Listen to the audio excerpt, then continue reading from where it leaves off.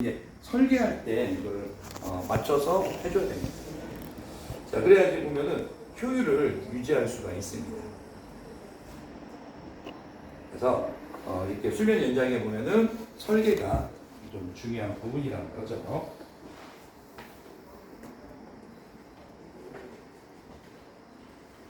자, 이번에는 급수 예열기, 자, 절탕기입니다. 자, 절탕기라고 하면은 여러분들 보일러 급수, 보일러내로 공급되는 물, 급수를 예열하는 장치죠. 그래서 배기가스 열을 이용을 합니다. 자, 그러면은 급수를 예열하면은, 자, 여러분들 급수를 예열해서, 자, 보일러에서 보면 증기나 온수를 발생을 시키죠. 근데 이제 보통 급수를 예열하는 면적이 보면은, 자, 전열 면적이라고 부르죠. 보일러 안에서도 전열 면적이 클수록 보면은, 자, 증기나 이런 발생이나 이런 속도도 빠르고 많은 증기를 발생시킬 수가 있죠. 그래서 이렇게 급수 예열기를 사용하면은 보일러의 전열 면적 이런 것들이 더 커지는 효과를 얻을 수가 있습니다. 그래서 보일러에 보면 내부에 연소실에 보면은 전열 면적은 좀 한계가 있죠. 근데 이거를 급수 예열기 사용하면은 전열 면적이 더 확장하는 효과가 있다는 겁니다. 자, 그렇다고 해서라도, 자, 급수 예열기를 통해서 이제 증기를 발생시키는 건 아니죠. 예열을 통해서 급수의 이제 온도 정도만 올려주는 겁니다. 그리고 반드시 포화수, 물이 끓는 온도가 이제 포화수인데 그 이하로 온도를 낮춰야 됩니다. 자, 두 번째, 급수 예열기의 장점입니다. 자, 설치 공간이 적게 필요하다. 공간을 이제 크게 차지하지 않는다는 거죠. 또 전력비가 적게 든다. 네. 자, 그래서 이제 전력비가 이제 적게 든다는 것은, 자, 급수 예열기를 이제 설치한다고 하더라도, 자, 이게 이제 여러분들 급수를 배기가스와 예열해서 하기 때문에 따로 보면은 여러분들 뭐 전력 소비가 크게 들어갈 부분들이 아니죠. 그리고 작은 용량, 또 조합 보일러에서는, 자, 초기 원가가 저렴하다. 그래서 초기 원가 저렴해서는 여러분들 공기 예열기와 급수 예열기 조금 구분해 주셔야 된다고 했죠. 자, 공기 예열기 같은 경우는 대용량 보일러에서, 자, 설치비, 초기 원가가 이제 저렴하다면은, 자, 급수 예열기는 작은 용량, 소용량, 그리고 조합 보일러에서 초기 원가가 저렴합니다. 그래서 만약에 이제 뭐 객관식 문제를 낸다면은 이런 부분을 약간 바꿀 수 있죠. 네, 반대로 바꿔서, 네, 이 부분을 잘 기억을 해주시기 바랍니다. 자, 급수 예열기 이제 설계 조건입니다. 자, 급수 예열기가 관에서 만약에 이제 급수가 누설되면 안 되겠죠. 누설이 발생하면은, 자, 여러분 배기가스에 이제 수분이 많이 섞여 들어갈 수 있고요. 또 부식 등이 또 발생할 수가 있습니다. 자, 그러면은 급수 예열기의 수명이 단축이 되기 때문에, 자, 바이패스 배관을 설치해야 한다는 거죠. 만약에 여러분들 급수 예열기에 보면은 누수가 있다. 그러면은, 자, 바이패스를 거쳐서, 자, 급수 예열기를 우회해서 보면은 보일러내로, 자, 물을 공급할 수 있도록 해야 된다는 거죠. 그러면은, 자, 이 급수 예열기 쪽에 들어가는 배관의 밸브는 잠그고 바이패스 밸브 쪽으로 이제 열어주게 되면은 우회해서 지나갈 수가 있습니다. 그러면 이제 바이패스 상태에서 이제 나중에 이제 보일러 끄고, 자, 이 누설이나 있는 부분 이제 수리하고 나서는 정상적으로 사용할 수가 있는 거죠. 근데 만약에 바이패스가 없다. 그러면은, 자, 보일러를 사용할 수가 없겠죠. 만약에 사용하더라도 누수가 계속 일어나겠죠. 그래서 약간 좀 안전조치로 바이패스가 좀 필요한 부분입니다.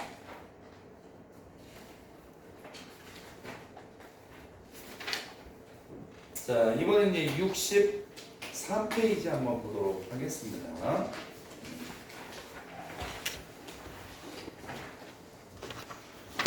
자, 63페이지는 에너지의 원 단위에 대해서 내용이 좀 나와 있습니다. 그리고 에너지와 관련된 어떤 용어들에 대해서 좀 내용들이 들어가 있습니다. 네. 자, 그래서 이제 이 부분을 한번 살펴보도록 하겠습니다. 근데 여기서 조금 기억을 해 주셔야 할 것은 에너지 원 단위에 보면은 개념이 나와 있는데, 자, 이거를 잘 좀 기억을 해주실 필요가 있습니다.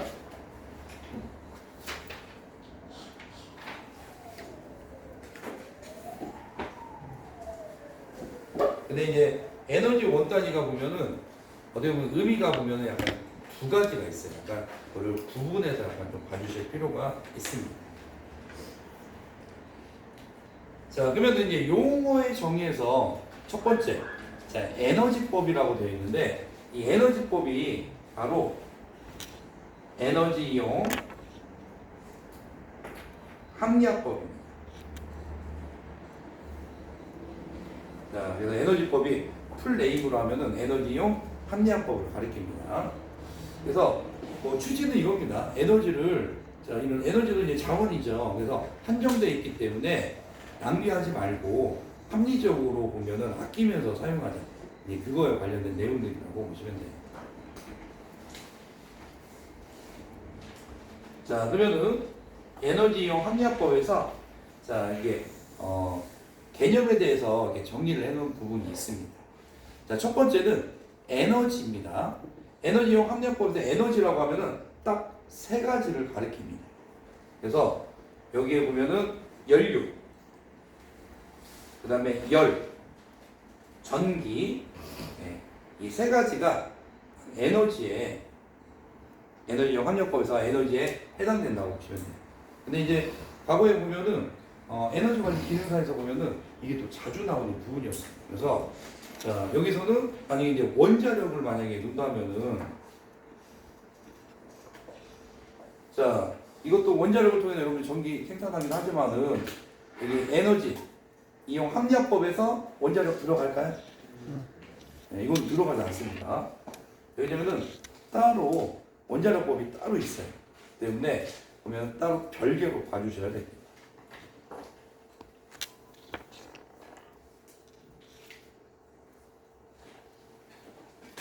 자, 그 다음에 이제 두 번째 한번 개념 한번 보죠. 자, 연료. 자, 에너지 중에 하나죠. 연료는. 자, 연료는 여러분들 뭐 고체, 액체, 기체, 연료 이렇게 나눠서 한번 봤었죠. 그래서 석유 하면은 액체 연료. 근데 이제 석유를 그대로 쓰는 게 아니라 석유를 여러분들 직류탑을 통해서 보면은 각 성분을 분리해서 보면은 사용하고 있죠. 자, 가스. 자, LNG와 이제 LPG가 있죠. 석탄. 이거는 이제 고체 연료입니다. 네. 뭐 목재나 이제 석탄 같은 게 고체 연료에 해당되죠. 자, 그 밖에 열을 발생하는 열원을 말한다. 다만 제품의 원료로 사용되는 것 이런 것들은 제외한다. 그래서 여러분들 보면은 보통 뭐 나프타 이런 것들을 보면은 액체 보면은 그 석유에서 여러분 증류할 때 나오죠. 이거는 뭐 석유 화학공업에 보면은 원료로 이제 주로 사용한다고 했죠. 자, 그래서 제품 원료로 사용하는 것은 연료에 보면은 포함되지 않는다고 보시면 됩니다. 자, 그래서 이제 이 부분은 자, 진유형 OX 문제로 이제 좀 출제를 했어요. 네.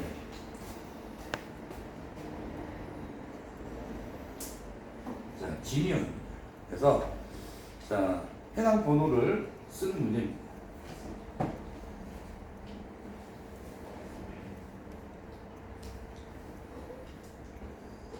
자, 해당 번호를 쓰는데 첫 번째는 이거예요.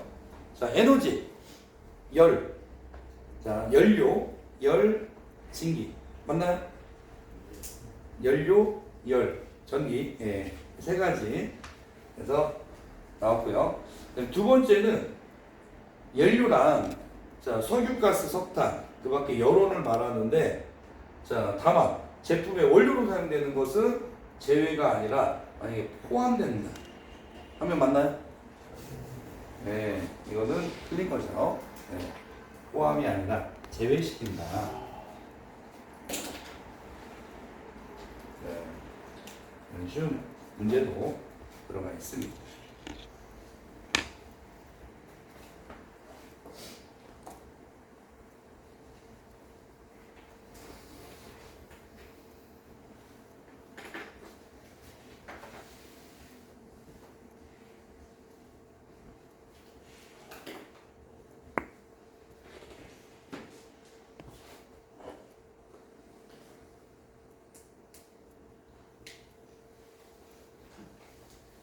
그다음에 이제 객관식이 좀 하나 들어가 있어요. 네.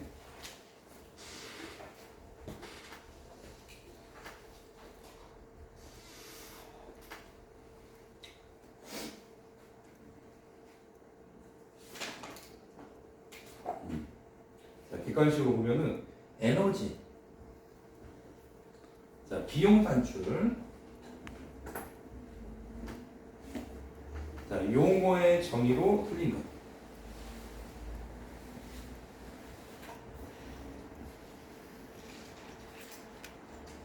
자, 틀린 거.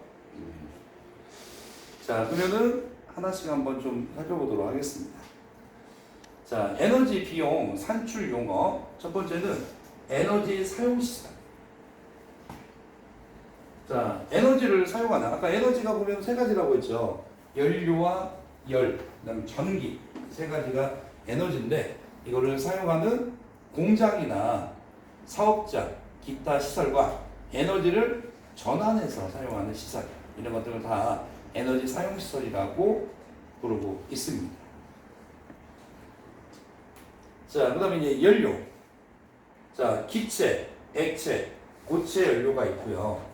자, 화학 연료와 같이 화석 연료. 자, 화석 연료와 같이 자, 직접 에너지로 사용할 수 있는 게 있고 일정한 생산과 전환 과정을 거친 후, 그래서 뭐 정제 과정이나 이런 걸 거친 후 사용할 수 있는 자, 자원을 말합니다. 자, 근데 이제 아까 연료에 대해서 아까 나왔죠. 제품의 원료로 사용하는 것은 연료에 포함이 안 된다고 했죠. 네. 자, 그다음에 이제 세 번째 열 발생 설비 있는데 여기서부터는 쉬는 시간 쉬고 그다음에 이어서 하도록 하겠습니다. 자, 잠시 휴 시간 가지시기 바랍니다.